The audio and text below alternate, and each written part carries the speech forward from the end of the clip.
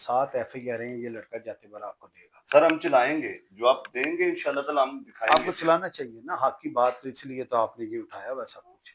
ये 7 FIR हैं उसकी नामजद, इसके मुद्दई और लोग हैं, हम नहीं। वो जो है बड़ा मजलूम और बड़ा ये और वो, 7 उसकी हैं, और जब भी अभी रिकॉर्ड नहीं हुई FIR की शक्ल नहीं, वो और है काफी चीजें। बहुत शुक्रिया भट्ट साहब।